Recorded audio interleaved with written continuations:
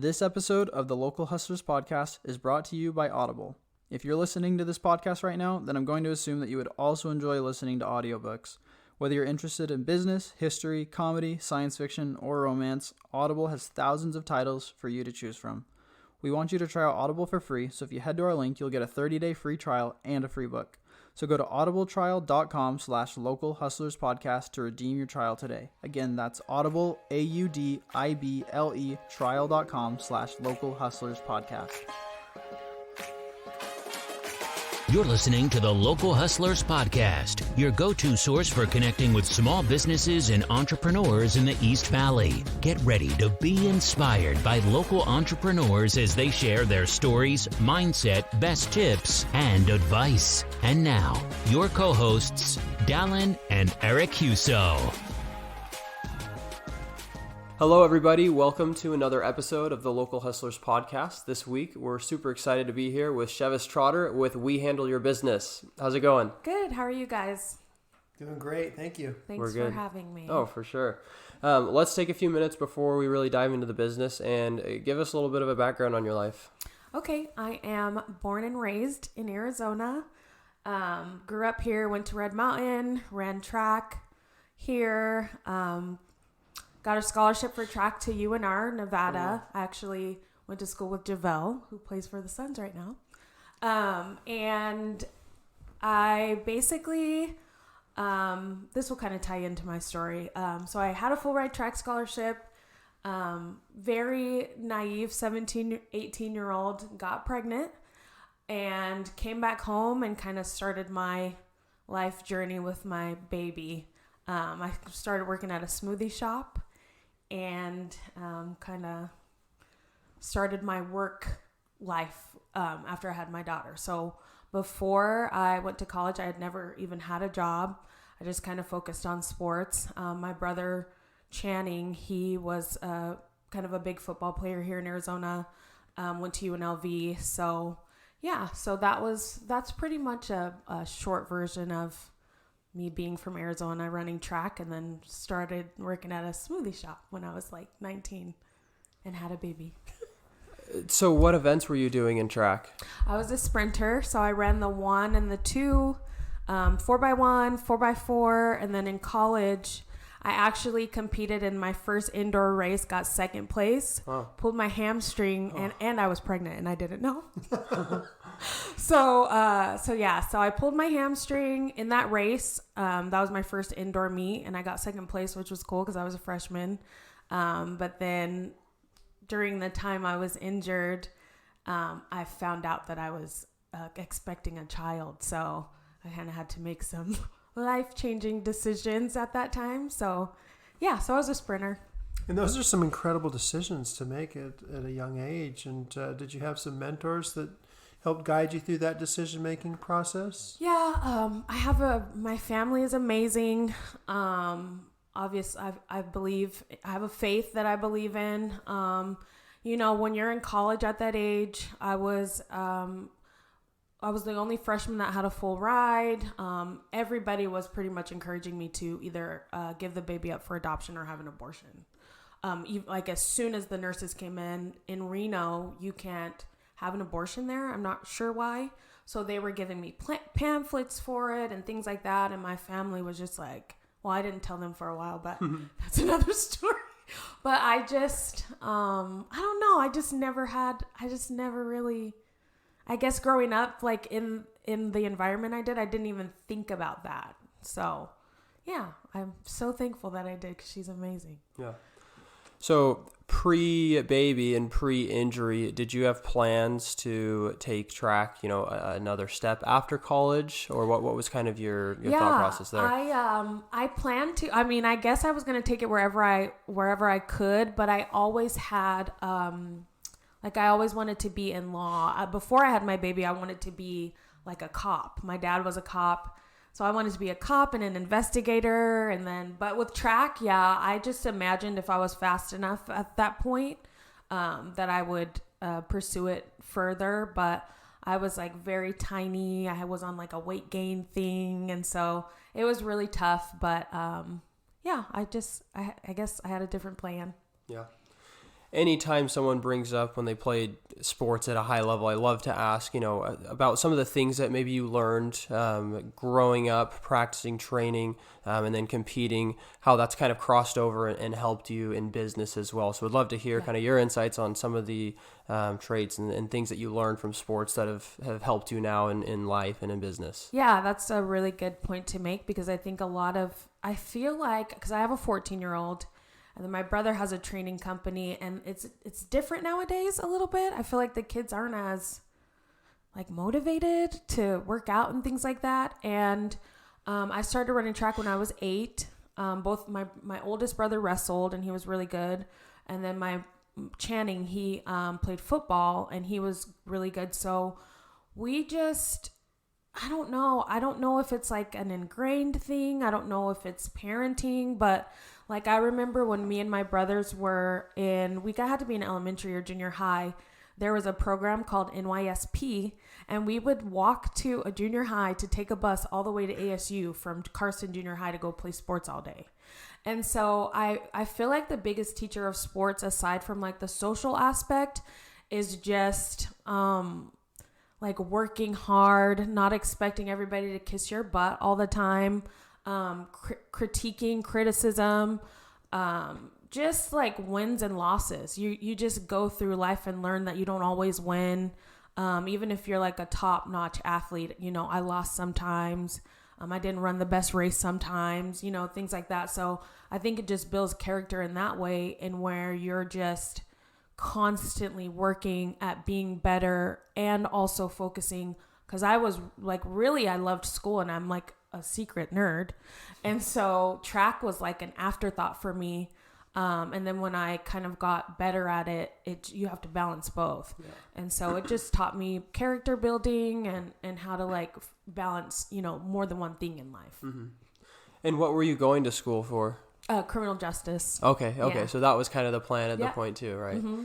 And you said you went to school with JaVale McGee. I went to school with JaVale, That's pretty Colin, cool. All of those. Yeah, I was. Colin Kaepernick. Yeah. Mm-hmm. So I was going on visits to schools, and Richmond, Virginia, the Spiders. That was like my main choice, and then I was like, well, my brother goes to UNLV. That's got to be close to Reno, and it's not. It's like 6 hours away. And then I remember walking on campus for the first time, and everyone had UNLV shirts on. So my parents and I were like, oh, they're rivals. So I went to my brother's rival school. But yeah, that's kind of how I got there. You got a favorite JaVale McGee Shacked in the Fool story or something like that? It's so funny because I went to a game. I got tickets to a game a couple weeks ago. So I wrote him on Facebook, because he was like, we were like really close friends, like really close. Really? Yeah, like he was. Yeah, it's pretty deep, but yeah, he was there during when I was pregnant and finding some crazy stuff out. And so I wrote him like the day of the game on Facebook, and I'm like, hey, he doesn't go by JaVale on Facebook. And I'm like, hey, are you playing tonight? Da da da. And he's like, New York City, like 2 days later. And I'm like, that was like 3 days ago. Like what? So he's a pretty good friend of mine. He like, it's a weird connection that we have, but he dated a girl that like knew the girl that my brother was dating, and I was in like an abusive situation, and like it was I don't know. It's a pretty cool connection, but yeah. So I don't know. He's always been the same, like super goofy and like just JaVale. Like that's really him. Yeah. Well, we're getting off track, but he does have this goofy rep, but he is so good at what he does. And I remember wanting him so bad this offseason. So I was so excited when we signed him. I was like, geez, you're like giving DeAndre some competition here. Right. Yeah. When he plays, he makes his minutes worth it. Yes, for sure. Awesome. So you have to make some big life decisions. This baby's coming on the way. At that point, did you decide you were going to shift gears and not get into the criminal justice world? So basically what happened was, like I said, not to get too dim, but I was in an abusive relationship. And so my parents were kind of like not wanting me to stay in Reno. My coach wanted me to come back. My parents didn't. So I decided to stay in Arizona. My parents kind of just helped me out for a year. And then, so the criminal justice thing never went away. I actually, after I had her, I tried out for the ASU's track team. And I beat everyone on their team, but they felt, because I think it was like they had won a championship that year. It was probably like 2007 or 2008. And they just thought like they didn't want to mess up the chemistry. But even in that, I thought if I would have ran track at ASU, I might have not been as good of a mom. And so I basically just like got a job at a smoothie shop just to have a job because I didn't have any experience. I'd never worked. So the criminal justice thing didn't end. I got a job at the smoothie shop. I worked with a really nice family, and kind of got into a management role without knowing it.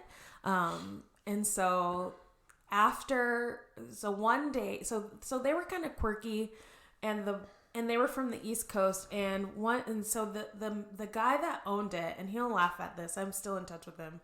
The guy that owned it, if you've ever been, it was years ago, but there's a tropical smoothie on Higley and Southern. It used to be there. And he would put out signs that you weren't supposed to, and there was like a million of them. And so one day I went in late, and the signs weren't up. And he normally put them in the morning, and I was like, I'm done. I don't want to work here anymore. So I quit and started applying for jobs, and then I actually got a job at a law firm as a receptionist. I think I interviewed maybe like that Wednesday and got the job the same day. So then that's where I kind of started my legal stuff, and I worked there for 7 years. And talk to us a bit about the legal side of things. What was it like working a job like that? Okay, so I started as a receptionist, and that was in around 2010. So that was after like the market crash. Mm-hmm. So during that time as a receptionist, I was also going to University of Phoenix to get my associates. And so we were working on like short sales, bankruptcies, debt settlement, loan modifications, like everything that had to do with the housing markets. That's kind of what we were working on. Mm-hmm. And then as people kind of gained income throughout, we just kind of switched gears and went more towards like business, tax, asset protection, trust, estate planning. I've done a lot of stuff. So like the end of the 7 years was mainly like I would help start entities. I would handle tax audits, just everything that has to do with the small business that you could ever think of legally. That's what we were handling. Mm-hmm. So I worked there for 7 years. Kind of had that aha moment, like things were going in a weird direction. Someone close to me passed away, was murdered. And I just decided to, I hope that's not too deep, but I decided to like take a break and figure out what I wanted to do. So I took 1 month off. That's all the break I needed. I got bored, but I spent some time with my daughter, and then I started looking for other jobs, took about a $10 pay cut, and started working at another law firm where there were 2 partners there. So then with the knowledge that came from the previous firm, like how a business ran and like the like beginnings of a business, I was noticing that it seemed like one of the partners wasn't doing as much work as the other. So one was out of the office, one was in the office. I'm sorry if they ever hear this, but it's true. And I was just kind of like, man, you guys could get more if you do this, this, and this, and blah, blah, blah. So basically, I ended a 10-year partnership because one didn't know the other was doing whatever, and they could just be making more money. And I was like telling them what they should, what I thought. So they ended their partnership. I had to choose between the 2. It was not a happy time because I had just been there like 3 months. But I just was like, dang, if you guys did this or if he called and blah, blah, blah, you guys could be making more money. And so I chose the one, obviously, that was like doing more work. And so we had to start a firm from scratch. So then I managed that firm for 3 years. Huh. Yeah. So throughout any of this process in those jobs or even at the juice place, did you ever plan on or even kind of dream of starting your own business?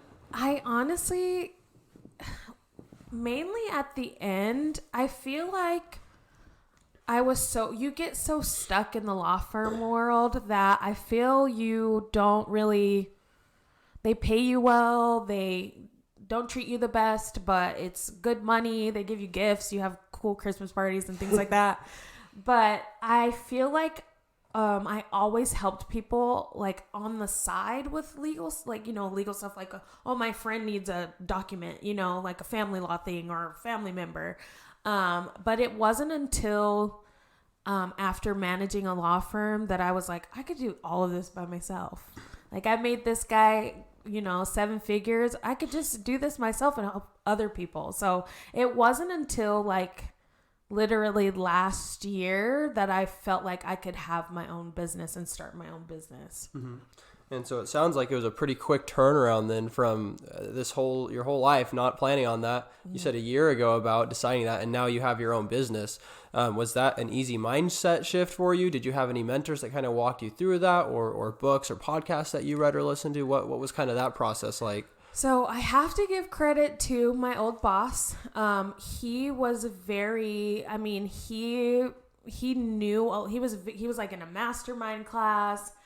We kind of had to learn together how to, because it was just me and him at first. So we had to learn together like how to work with people. So we took classes. He was in a mastermind class, so he'd kind of flowed that down to me. We took marketing courses. I took human resource courses. So I think basically like this is the thing that I tell people that start businesses. I learned so much from doing it.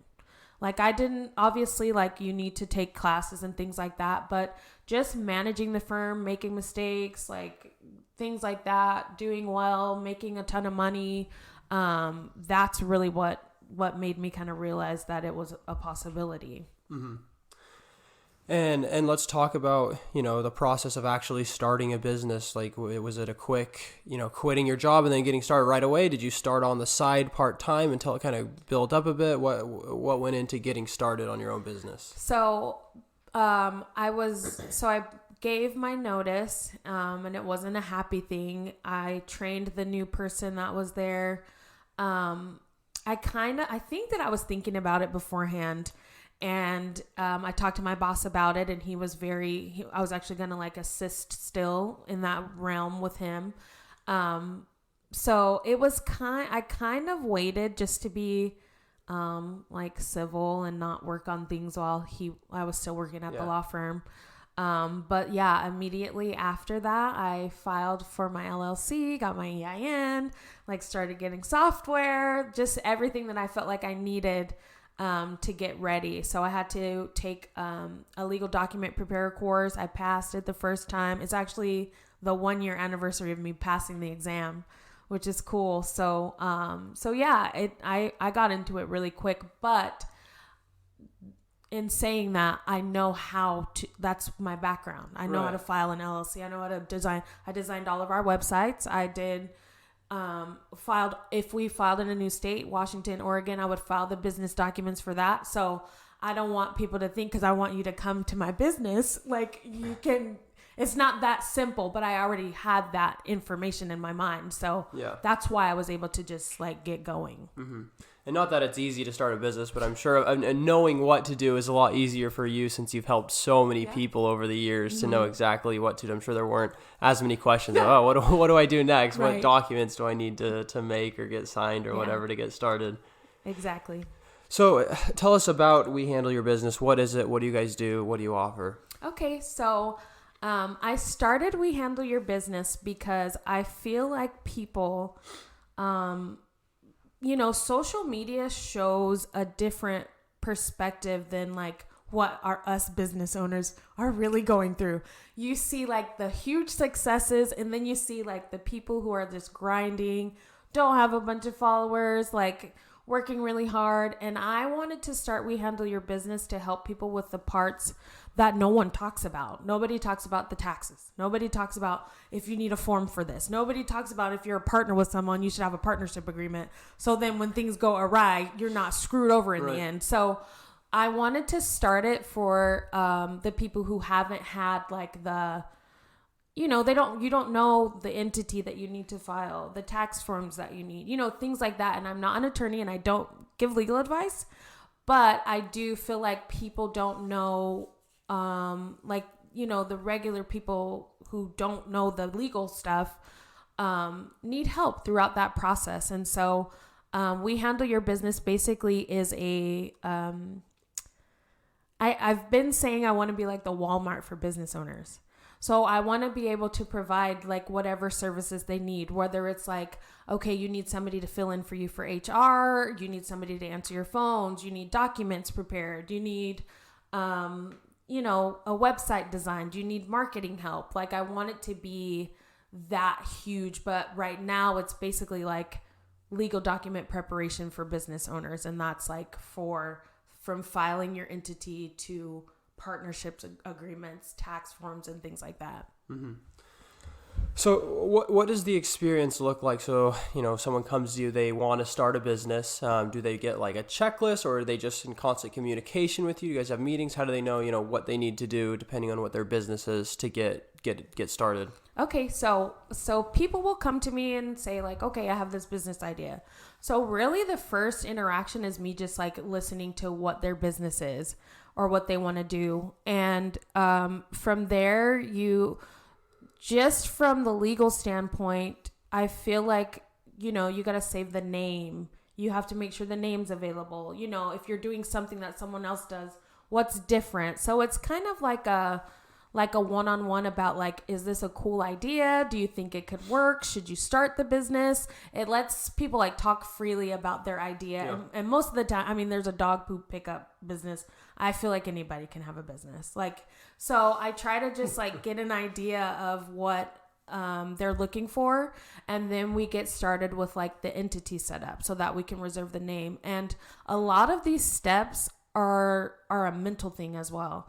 When you like file that paperwork, when you see the EIN, when you have like an operating agreement, things like that, it makes people feel like, okay, this is really happening. Like I'm really starting a business, instead of like, and I don't throw any shade at the people who kind of just start and get going, but I feel like the people who are looking for that extra push, it helps them. So then once they kind of do that, it's like a consultation thing. So as they go on, I'm like, okay, you got to get your bank account open. You got to start using your bank card. Like, it's just stuff that people, like, I think some people just use their regular personal cards, you know, they just don't know that. So we just go through the process. And then there's like the tax aspect of it where, like, should a person be on a W-2, or are you going to be paying your self-employment tax as you're going on? Are you 1099ing people? Do you have employees? So there's all of these little things that I just kind of follow them. So they're basically like my clients forever. And, so basically I just go through the process, get their entity filed, get them the documentation they need, make sure they're opening their business bank account, paying their taxes beforehand. If they sell things, they need a reseller's permit and things like that. So anything related to the business.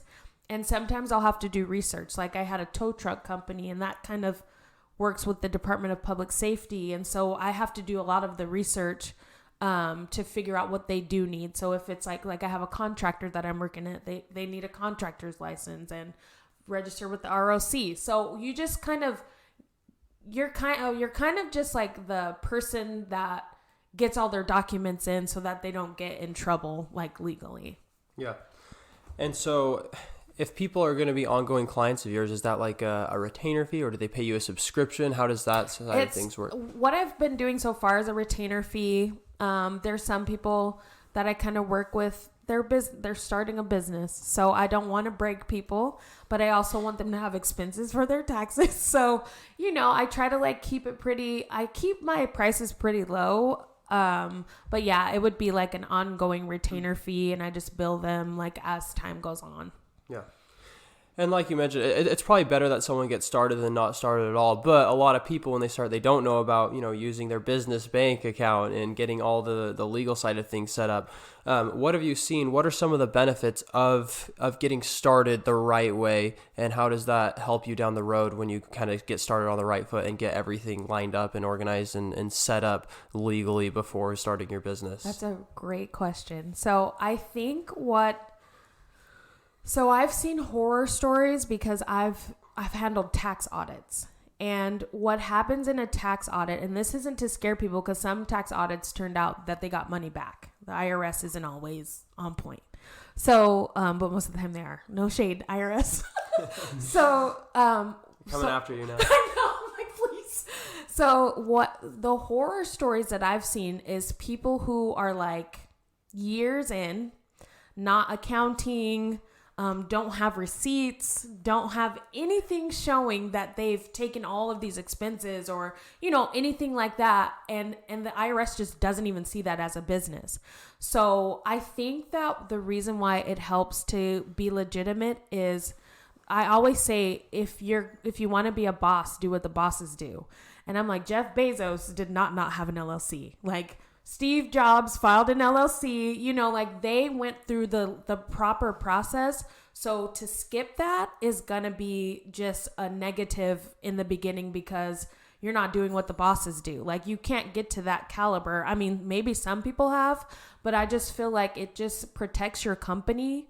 It protects your money because, you have something that's in between your personal assets and the business. And so it's like a no-brainer to me, but I feel like people don't understand the consequences of not doing it legitimately. And I also just feel like if you want to be, a boss, you have to like do the things that they do. They're not like skipping steps and like trying to like maneuver their way through certain things. It's just not going to work out that way. So that's, if you want to be a boss, do what the bosses do. File the LLC. Open the business bank account. So I want to dig into one other thing you said earlier. You briefly mentioned that you think that anyone could start their own business. So I'll take your opinion pretty seriously, or your advice seriously there, because you have seen so many different people come through and get started with businesses. But I'm assuming that it does take a certain mindset for anyone to be able to start a business. So I want to just kind of hear your opinion and your insights and thoughts based off what you've seen, what it takes for anyone to be able to start a business. Okay, really, you have great questions. So I definitely believe that any idea is possible to start. So let me fix that because, it's not easy being a business owner at all. That was the hardest year of my life. I actually have another job because I was like so terrified of not having that constant income. I was like, I'm going to just make sure I'm okay. So it's not easy at all, but I think that the mindset that you have to have, which I think comes from like my background in sports and things like that, you have to understand that like you're going to fail. You're not going to make a ton of, some people do, so I don't want to say everybody, but like it's like growing through the process is the only way that you're going to be able to make it. Getting through those burnout phases, getting through the times where like, the hardest thing that I realized was like how little your friends and family support you. I feel like, you're expecting them to just be like, oh my gosh, like let's do everything that we can to make sure the word gets out there. And they're like, I have strangers that support me more, which is great because I don't want to work with them anyways. Just kidding. But I believe that you have to like understand that going into running a business that it's not easy at all. You have to be very motivated and you have to be willing to like mess up and like not just like wallow in your sorrow when something doesn't go right. And I feel like the generations kind of like are expecting things to be handed to them a little bit, and that's not going to happen with owning your own business at all. So I hope that answered that. For sure. Okay. Do you find yourself spending more time cleaning your pool than you spend swimming in it? Then you need to get in touch with Flamingo Pools. Flamingo Pools is your go-to swimming pool maintenance and repair company in the East Valley. Whether it's weekly maintenance, repairs, green to cleans, or one-time cleanings, Flamingo Pools is there to take care of you. Here's a few things that makes Flamingo Pools stand out from the crowd. When you first sign up for service, they'll give you a free complimentary inspection of the pool to make sure everything is running smoothly. They'll also email you a service report with a picture attached after every visit so you know when your pool has been cleaned. They also offer a mineral treatment, which will keep your chemical levels down, allowing you to have a healthier bathing experience. At Flamingo Pools, they know that your pool was made to be enjoyed, so let them handle the rest.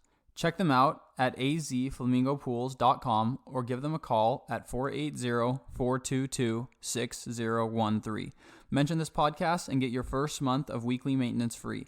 That's azflamingopools.com and 480-422-6013. in terms of some of the services that you offer, you mentioned a partnership agreement. I'd love if you could dive into that a little bit more, because like you said, a lot of people don't even consider that or think of that. You just assume that you and your partner are on the same page, and because you want to start a business, you both have the same ideas of what you're both going to do. Gosh. So I would love to hear, I don't know if you have any stories about it. So yeah, let's go into that. So, so one business that I met with one of the people.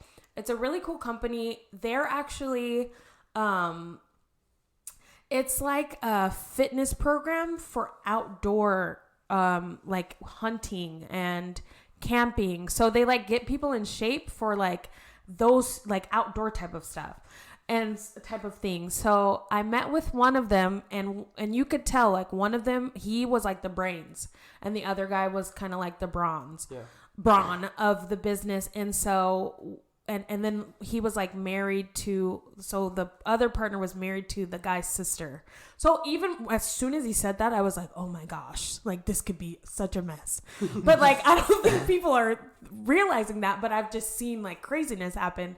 So, so what I did for them was, because he was like, well, sometimes, I don't want to say too much if they listen to this, but they weren't on the same, like he was upset because he wasn't doing certain things. I was like, you know, everybody's mind isn't the same. And it's good to have a partner that is like different than you are, because there's strengths in those areas, but there's also a clash. So I like created an agreement, but I wrote out like their roles. And so they could always go back to that agreement and be like, wait, you're supposed to be doing this. I'm supposed to be doing this. Like, don't expect me to do the bank stuff because I'm just working them out. Yeah. And then just like, for example, you know, the 10 years of partnership, it was such a mess when they ended. They got an appraisal, and then they had clients to like split up. And it's just, if you have a partner in a business, you should have a like, there is just no question in my mind, because handshakes and nothing written, and because it could go awesome, but it could also go really bad. And if you just have it written out, it's just a headache gone, in my opinion. So yeah, they save a lot of time and energy throughout, and if it ends. Mm-hmm. And how do you help people with that? Do you sit them down and talk to them about their roles and help? Do you write that out for them, or how does that work? So what I did with them was I basically brought it to anybody who has a partner. I'm like, that's scary. Like, what do you guys, like, do you guys get along? And everyone's best friends in the beginning, and it's going so great. And so then I'm like, okay, if it's going great, like, make sure you have this written. So they kind of wrote out their own roles.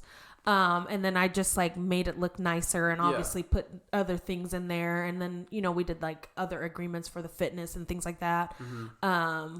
Disclaimers and things like that. But yeah, basically, they kind of wrote out their own roles, and we just put them into the agreement. Yeah. And I'm assuming that there's things that, although if you do come up with your own rules, that you don't even think of or consider that could happen down the road. So I'm sure that you come in handy there and bring up these scenarios that they don't even consider, and help them know beforehand, you know, what are we going to do when this comes up? Exactly. Yeah. Yeah, I do. So with that one, it was pretty much like expecting, and everyone's going to be different, but it was mainly like expecting, you kind of have to expect things to go wrong. Like, what if someone dies? Like, I'll kind of go to that. Like, what happens if one of you die? Yeah. Is your sister going to get it? Is your sister going to run the business afterwards?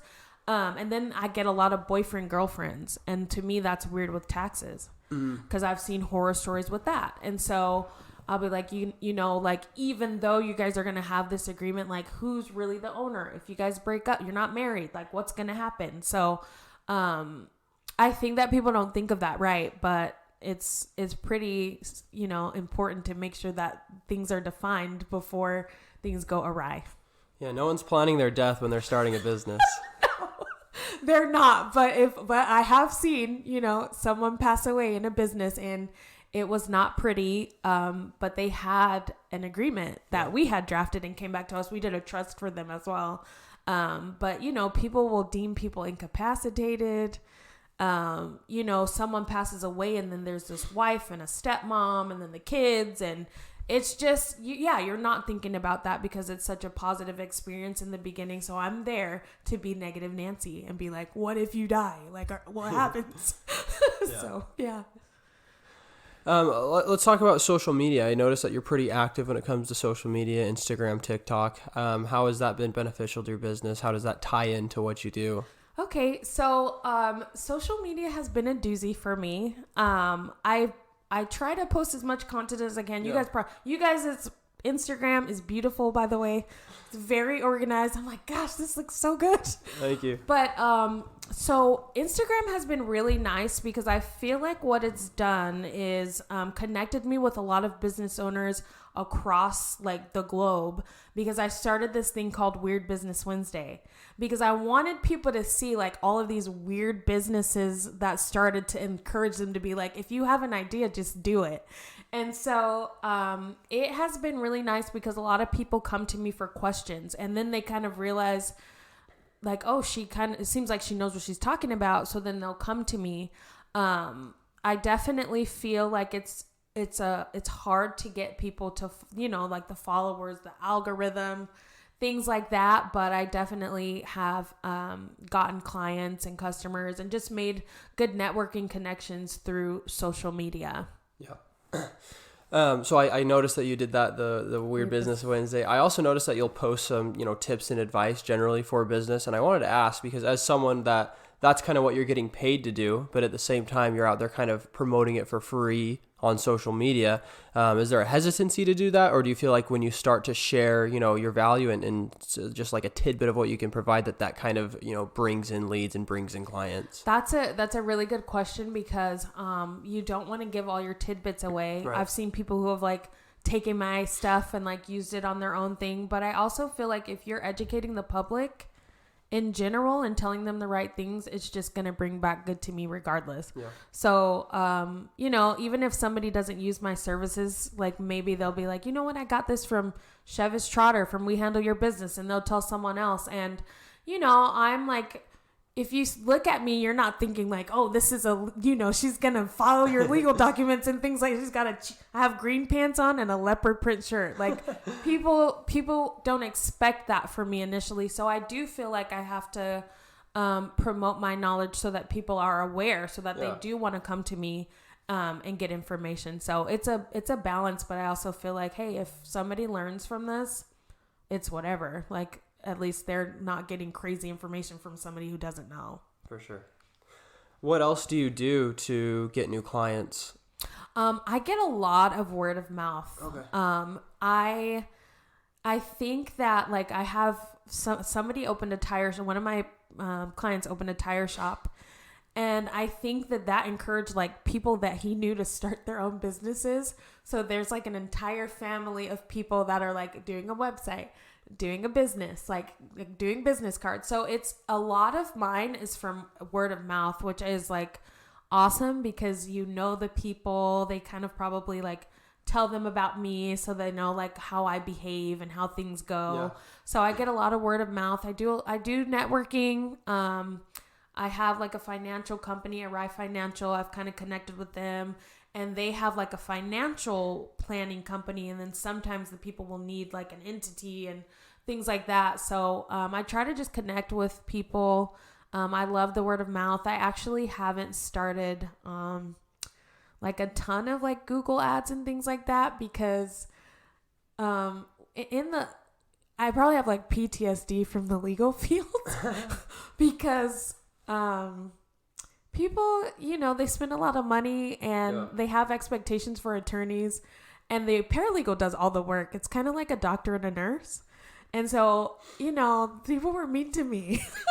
So, I'm kind of scared to like grab those people that I don't really know yet. Right. And I'm going to have to, eventually because I want to make money, but I definitely am scared to get those like the people that like love the attorneys, but then I'm doing all the work and they're like, what's wrong? Like freaking out on me. So I'm kind of nervous about that. Were they mean to you? Like, who do you think you are? You're not an attorney. Why are you doing this kind of work? Yes, exactly. Yeah. And so they've never worked with an attorney. They don't know they don't know who does the real work. Yes, exactly. So yeah, it was a lot of that. Like I remember one time I remember it. That's how horrible it was. I remember one time we had these clients from Canada, normally really nice people. Like, it was just a bad situation, but I was filing a business entity for them and they had to leave like in a day. And like normally, the corporation commission isn't on our time. And so, they were pretty upset with me because it wasn't filed in a day, and I like had to call the corporation commission, and thankfully like I had connections there and they just filed it for me. But they were like, we're gonna sue you because you didn't get our entity filed, and there's not a Wells Fargo where we live in Canada, and we need to open a bank account today. And I was just like, they were just mad at me, and the attorneys are kind of like, figure it out, So I'm just a little bit weary of, the people that I don't know well, because if they know that I know this stuff and it's not as expensive, then they'll come to me. So I'm getting my big girl panties on for that time. Yeah. So does that make it tricky then when you start to get more clients and they're asking you for advice, let's say, and depending on what you share, they could try to come back at you? I don't know how that world works really, but is there things they can do against you if you give them, advice and it doesn't necessarily work out? Yeah. So I actually partner with a friend of mine who's an attorney. Okay. And so anything that gets a little bit squirrely, I just... like he gets a client from it. Gotcha. So I kind of let people know like, hey, this is, a little bit more serious. He reviews everything that I do. And he's a really good friend of mine. So it's worked out really well. And I kind of have like that backup just in case somebody is like, that's wrong. But I am like I don't want to be wrong. I want people to do the right thing, and I feel like with the legal background, you have to constantly research, and with the legal document preparer thing, you have to take courses and things like that as like continued learning. Continuing education is what it's called. So I do everything in my power to continue learning about the law and about things like that. But I do have an attorney that I'm like, okay, bye. Go to him. He'll be able to handle it. And then he charges more. So then, they're like, Chevis, come back. No. So I have gotten a few of those where I've just been like, hey, can you just take over? So it's kind of nice. Yeah. So for all of our entrepreneurs that are listening, I'm sure they would love to get a few insights with all your years of experience dealing and working with business owners, and then now on your own. I'm sure you've seen a few things, a few brilliant ideas or methods to grow a business, probably a few things not to do as well. So would love to just, get some insights, get a few ideas and things you've seen over the years that could be really beneficial for some business owners that are listening. Okay, so I think the biggest question that I've been getting, and I've actually connected with the company, is loans. And the one thing that I can say is, if this is how you get a loan. You have to have a business. You have to file your LLC because you have to have like 6 months of income. Some are taking 3 months of income, but you should, if you're just starting out, you've got to get that entity set up because you can't open a business bank account without that. Without the EIN and the LLC filed or corporation, whatever entity you choose. So I get a lot of questions about that. You have to show 6 months of income. So I think that's a really good way to grow your business. I remember when my old firm and I, when we were managing it, we were really struggling to get income because we were starting from scratch. And so you have to be willing to spend money to make money. And so he would call banks every day. I would call the banks. We felt like, and I feel like you have to have, it's a mental thing as well. I'm the only person at my business, but I called it We Handle Your Business because I know that it's going to be bigger than just me. And if you don't think in those terms, and if you're not doing what the bosses do, you won't grow. I also feel like another tip for growth is consistency. I had a friend who started a pop-up plant shop. I'll give you her information. It's called Recruiting Green Thumbs. and it's like a food truck but plants, which is super cool to me. And she like, kind of life got in the way. Boom, another person did it. And I had never seen, we looked it up. I researched. I was like, I've never seen this before. This is so unique. And then another girl kind of like took that idea and she's, doing pretty good. So just staying consistent, not stopping when things get hard, going to the events. I think that you're going to get a burnout.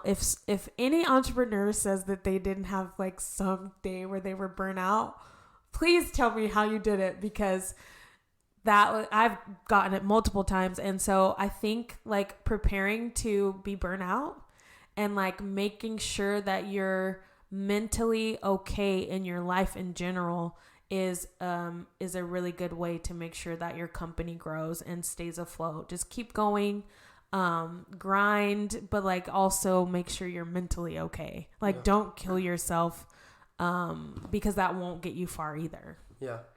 Do you mind diving into that a little bit more in terms of burnout and preparing for that? You mentioned, how can people prepare in advance for burnout, which like you said is inevitable for most people at one point or another? Yeah. So, I think that just listening to this and knowing that it's going to probably happen is a good way to prepare. Yeah. I wish I would have known. But I think what you can do is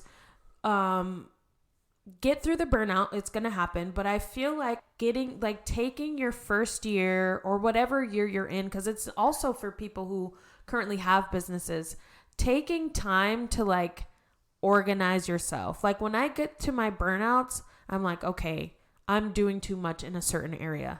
I need to like hire somebody for marketing or I need to just like take a vacation.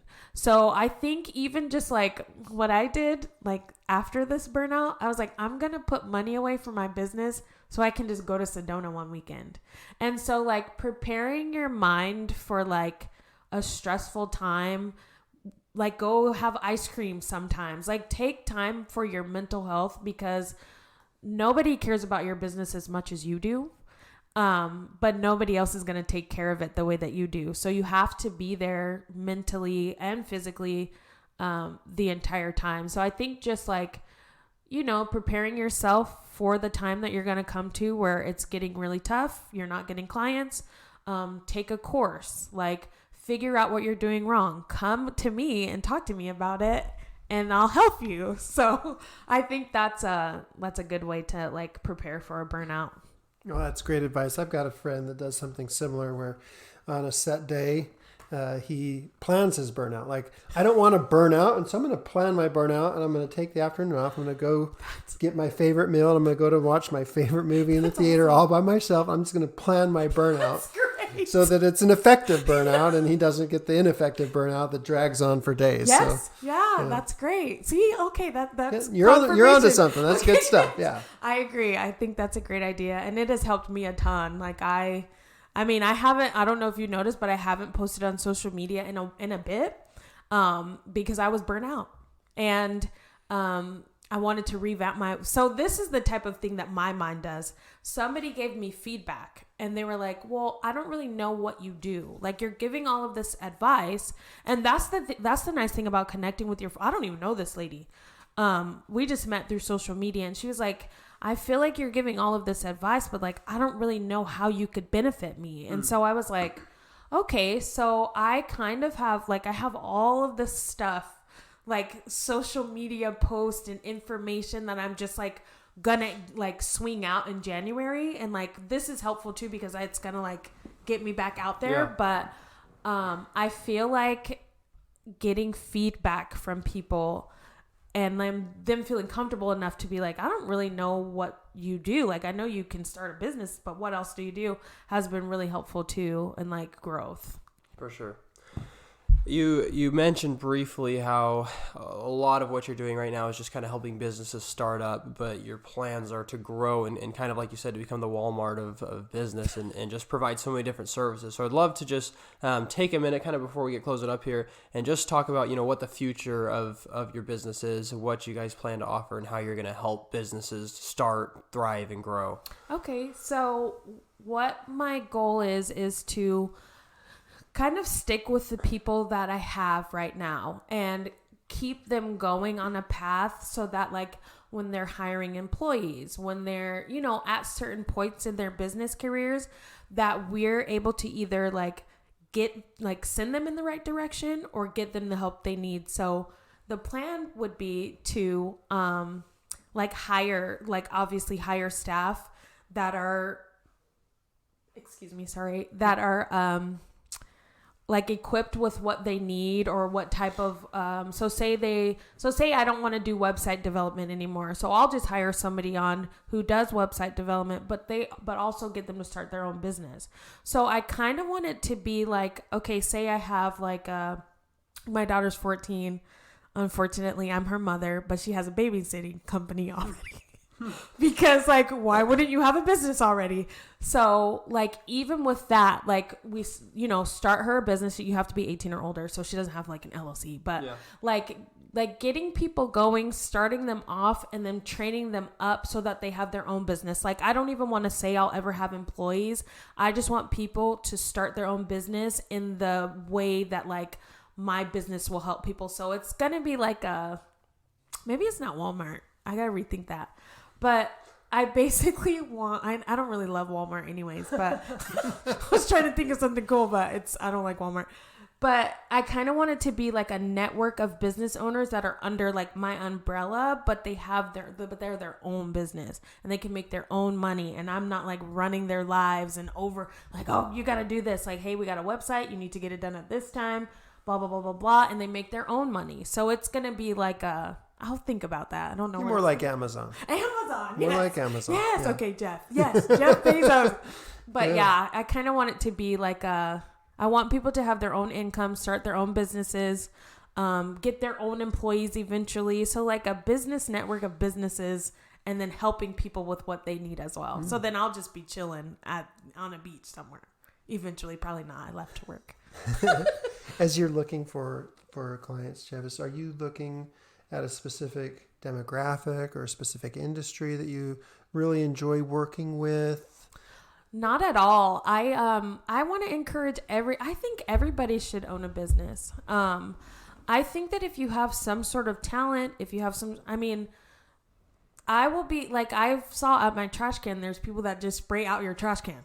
Like if they can have a business, I feel, but they probably hustled. I'm not saying it's something easy, but it's just like, there's a room that you go to that you can smash things. Like that's a business and they're profiting clearly because they're still going on. So I don't have young, old. My mom has a meal prep business. She started her meal prep company. It's called Jolly's Portions.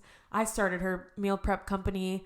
I think it's 4 years ago. She started, we had a family friend who was an amateur boxer. She now sponsors a boxer who just got signed with Showtime and fought in Phoenix this last week. And she loves to cook. And she's 50 something. So it's definitely not anything in particular that I'm looking for. Just anybody who feels like they're ready to get their business started and do it in the legitimate way. Awesome. Okay, well, Chevis, if you had one last piece of advice, you've shared so much good advice with us, but one last piece of advice for us and for our listeners today, what would it be? I think that it's basically just if you want to be a boss, do what the bosses do. Yeah. Be legit, follow in their footsteps. It doesn't have to be the exact same way, but just, do it the right way and see how far you go and continue on and don't stop, and you'll be flying to the moon one day as well, hopefully. Awesome. Love it. Well, before we close up, we've got a quick game that we're going to play with you. Oh, okay. Love games. Competitive. Awesome. Well, we'll see. As a sprinter, this should do well with you. Okay. So how it's going to work is we've got a list of 20 questions that we're going to ask you. And you've got a minute to answer as many of them as you can. Oh, gosh. Okay. And in terms of competition, we'll see how you square up against other guests that we've had on the show. Okay.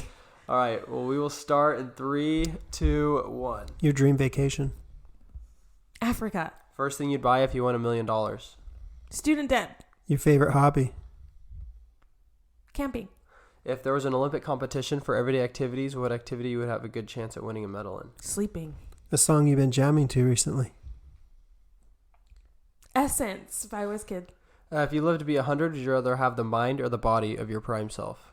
Mind. Your favorite holiday? Christmas. Favorite ice cream flavor? Mint chocolate chip. Favorite fictional character? Bugs Bunny. Favorite smell? Rose. What's your nickname? Chevy. Pet peeve? Smacking when you eat. Your favorite restaurant? Any sushi restaurant. If you could switch places with someone for a day, who would it be? Just any man. If you had to eat one food for the rest of your life, what would it be? Sushi. Most ridiculous fact you know? Oof, there's our time. We'll let you answer if you know it. So a cricket's chirp can tell the temperature. So I think it's like you count the amount of times the cricket chirps, and it's like you add something, and that's how many degrees it is in your wherever you are. Really? So Yeah. if you're on a budget, instead of getting a Thermometer? thermometer, you just buy a couple of crickets? Yes. Love it. Okay, well, Chevis, let our audience know. I'm sure we've got a lot of people that probably have some questions for you in terms of starting their business or just getting some things caught up, organized, and legally smooth. So let people know where they can connect with you, contact you, and find out more about you. Okay, so my website is currently under construction, so don't go there right now, but it'll be beautiful post-January. But you can contact me via TikTok, Facebook, or Instagram, and it's just We Handle Your Business. Cool. Awesome. And I know you have a little special offer for our listeners as well, if you want to share that. Yes, so if you want to get any document prepared, 10% off of the price. Cool. And is how can people find your pricing? Will that be on the website when it's up, or do they just contact you You to can get just that? contact me because it differs, and I like to, if people need some help, I'll just kind of help you out. So awesome. Yeah, we can work on that. Cool. Well, thanks again so much for coming on. It's been a pleasure talking to you today. It's been awesome. Thank you guys so much. Awesome. Thank you. Hey guys, thanks so much for listening. Just a few things before we go. First off, if you or someone you know is an entrepreneur in the East Valley, we'd love to have you on the show.